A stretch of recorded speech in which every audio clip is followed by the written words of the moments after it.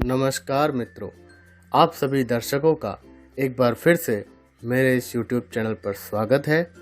और आज मैं आपके लिए लेकर आया हूँ कक्षा 10वीं की पाठ्य पुस्तक में निहित प्रसिद्ध कवि मैथिली शरण गुप्त जी द्वारा रचित कविता मनुष्यता का प्रसंग सहित सरलार्थ का दूसरा भाग। इससे पहले वाले वीडियो में आपने देखा पाठ की रूपरेखा, कविता का सारांश, कवि परिचय और कविता के पहले और दूसरे पद्यांश की प्रसंग सहित व्याख्या।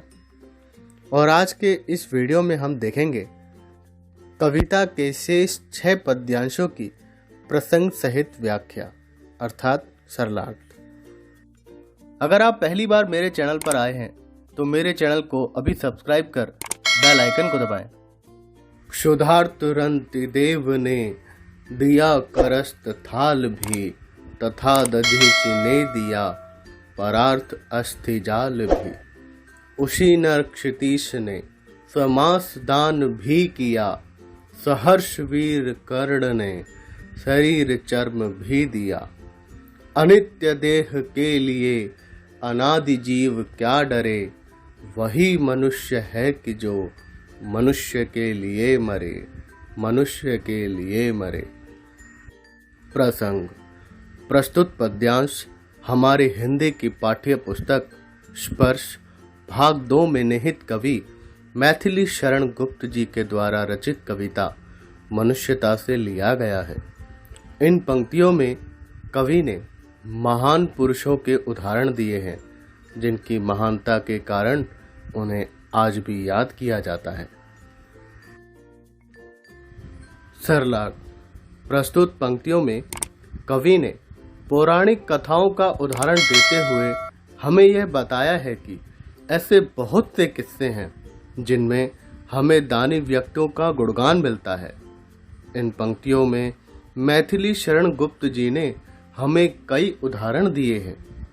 भूख से व्याकुल रंतिदेव ने अपने हाथ में पकड़ी हुई खाने की थाली भी दान में दे दी थी, तथा दधीचि ऋषि ने असुरों से रक्षा के लिए देवताओं को अपनी हड्डियां दान कर दी थी। महर्षि दधीचि की हड्डियों से ही देवताओं ने वज्र, जो एक प्रकार का देवीय अस्त्र था, बनाकर असुरों का संहार किया। फिर एक कबूतर की रक्षा करने के लिए गांधार देश के राजा ने अपने शरीर का मांस काटकर दान में दे दिया था। जिस प्रकार वीर कर्ण ने अपना शारीरिक रक्षा कवच दान कर दिया था, ठीक उसी प्रकार हमें भी दानवीर और साहसी बनना चाहिए। इसलिए कवि कहते हैं कि आत्मा तो अमर है, फिर दूसरों की भलाई के लिए शरीर को जोखिम में डालने से क्या डरना।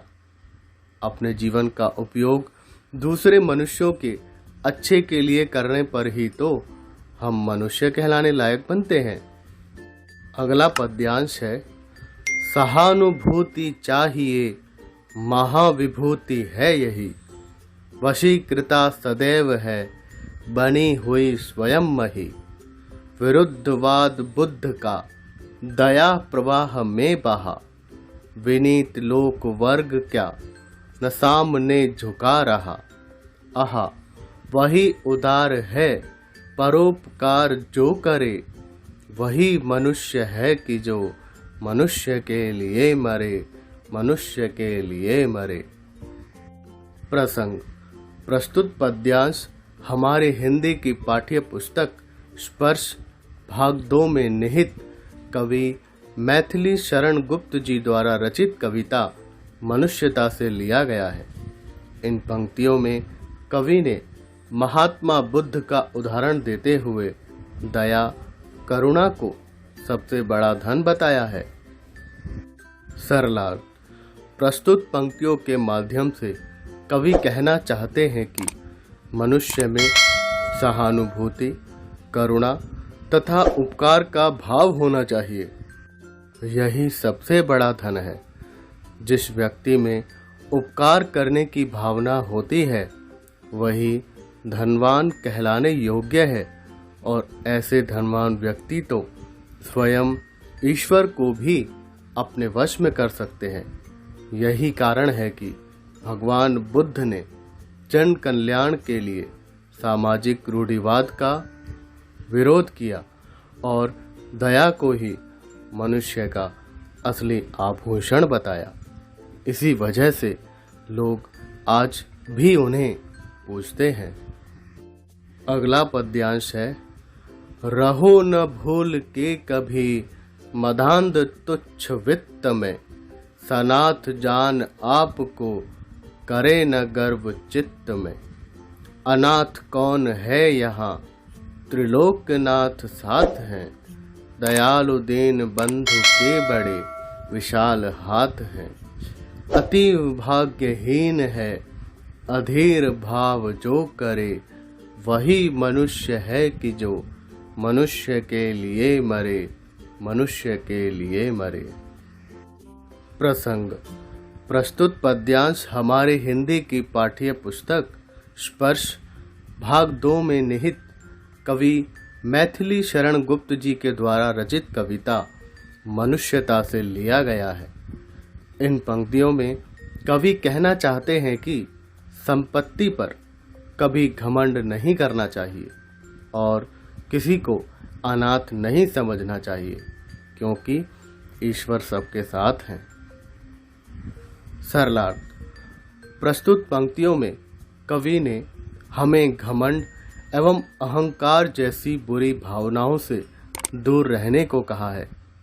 उनके अनुसार इस संसार में कोई भी अकेला या अनाथ नहीं है।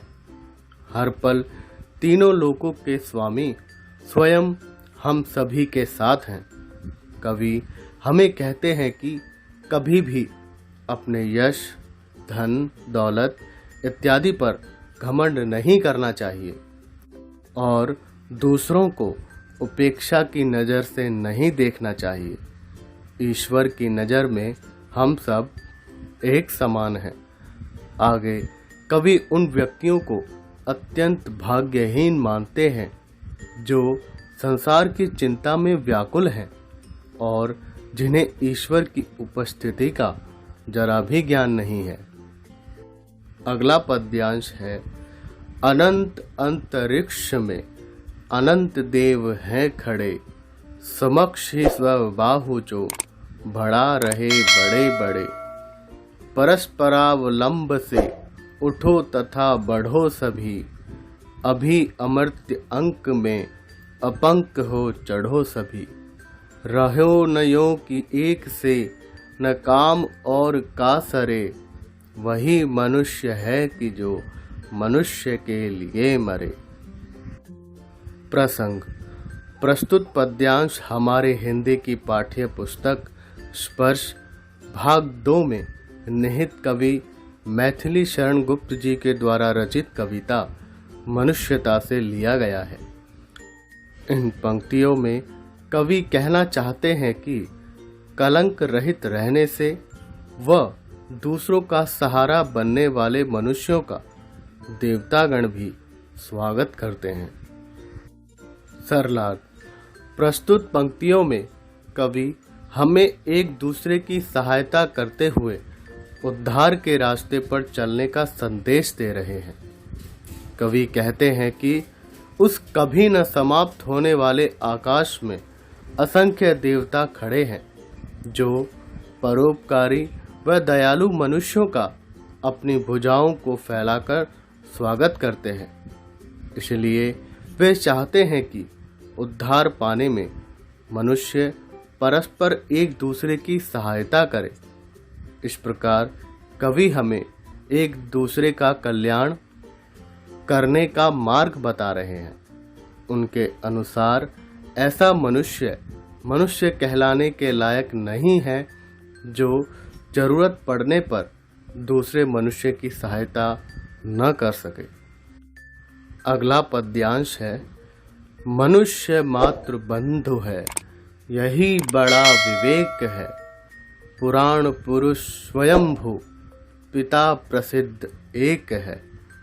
फलानुसार कर्म के अवश्य बाह्य भेद हैं, परंतु अंतरेक्य में प्रमाणीभूत वेद हैं। अनर्थ है कि बंधु ही न बंधु की व्यथा हरे, वही मनुष्य है कि जो मनुष्य के लिए मरे, मनुष्य के लिए मरे। प्रसंग।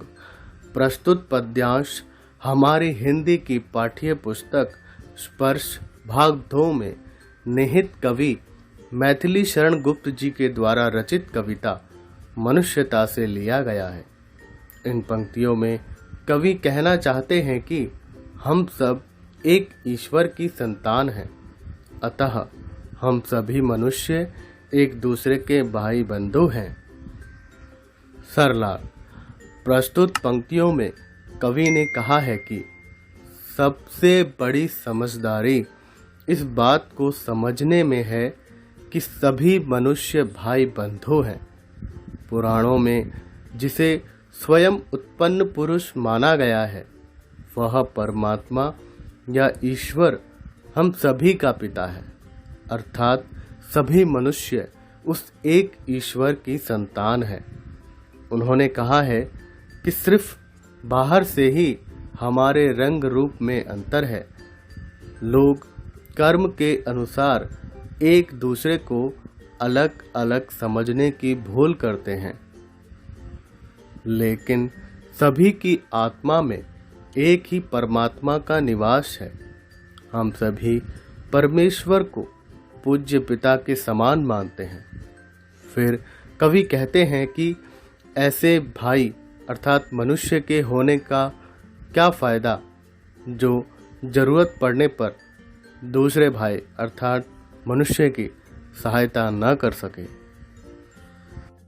अंतिम पद्यांश है, चलो अभीष्ट मार्ग में सहर्ष खेलते हुए, विपत्ति विघ्न जो पड़े उन्हें ढकेलते हुए, घटे न हेल मेल हाँ, बढ़े न भिन्नता कभी, अतर्क एक पंथ के सतर्क पंथ हो सभी, तभी समर्थ भाव है कि तारता हुआ तरे, वही मनुष्य है कि जो मनुष्य के लिए मरे, मनुष्य के लिए मरे।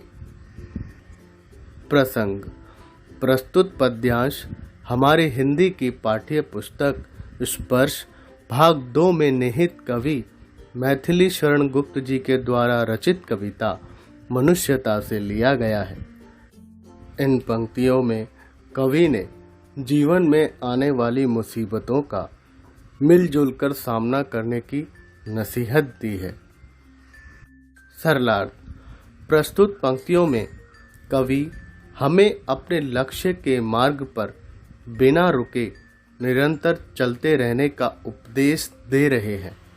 कवि कहते हैं कि रास्ते में जितनी भी बाधाएं आए उन्हें साहस पूर्वक पार करते हुए आगे बढ़ते रहना चाहिए, परंतु हमें ऐसा करते हुए आपसी भेदभाव को कभी भी बढ़ने नहीं देना है और आपसी भाईचारे को भी कम नहीं होने देना है। हमारी सामर्थ्यता तभी सिद्ध होगी जब हम अपने साथ साथ दूसरों का भी भला करेंगे। ऐसा करने पर ही हम सही मायनों में मनुष्य कहलाने के लायक बनेंगे। इस प्रकार कवि ने हमें परोपकार एवं भाईचारे के भावों को मन में रखकर हंसी खुशी जीवन जीने का संदेश दिया है। आइए अब हम जानते हैं उन महापुरुषों के बारे में जिनका जिक्र इस कविता में किया गया है। तो पहले आते हैं रंतिदेव। ये भारत के प्रसिद्ध राजा थे। एक बार भीषण अकाल पड़ गया।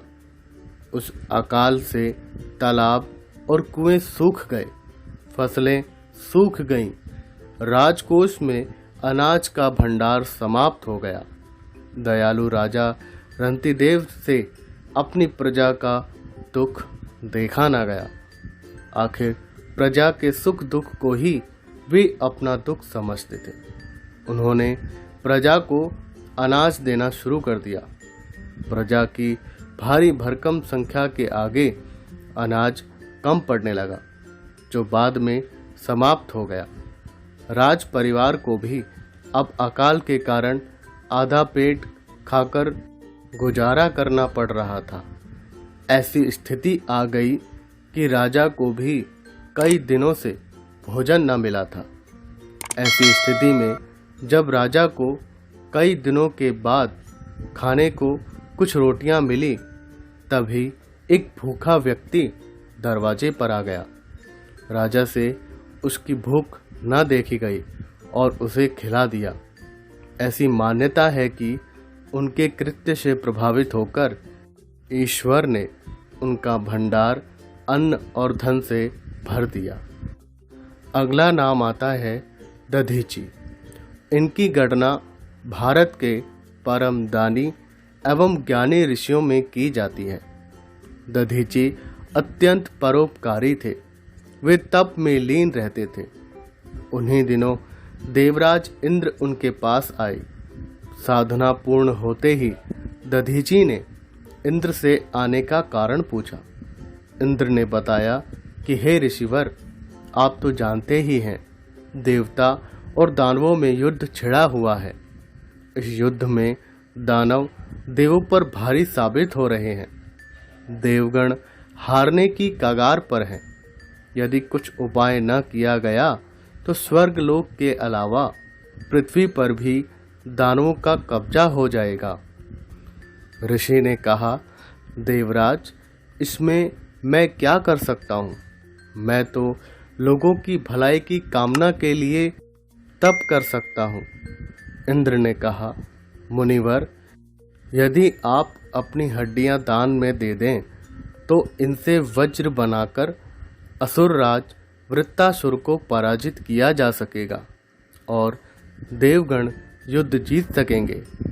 इंद्र की बातें सुनकर दधीची ने सांस ऊपर खींची, जिससे उनका शरीर निर्जीव हो गया और उनकी हड्डियों से बने वज्र से असुरगण मारे गए और देवताओं की विजय हुई। अपने इस अद्भुत त्याग से दधीची का नाम अमर हो गया। कर्ण, यह अत्यंत पराक्रमी, वीर और दानी राजकुमार थे। वह कुंती के पुत्र और अर्जुन के भाई थे, जो सूर्य के वरदान से पैदा हुए थे। सूर्य ने उनकी रक्षा हेतु जन्मजात कवच कुंडल प्रदान किए थे, जिसके कारण उन्हें मारना और हराना कठिन था। कर्ण इतने दानी थे कि द्वार पर आए किसी व्यक्ति को खाली हाथ नहीं लौटने देते थे। महाभारत युद्ध में कर्ण ने दुर्योधन का साथ दिया था। कर्ण को पराजित करने के लिए कृष्ण और इंद्र ने ब्राह्मण का रूप धारण कर उनसे कवच और कुंडल मांगे। कर्ण समझ गए कि यह उसे मारने के लिए रची गई एक चाल है। फिर भी उन्होंने अपने कवच कुंडल दान में दे दिए और अपनी मृत्यु की परवाह किए बिना अपना वचन निभाया।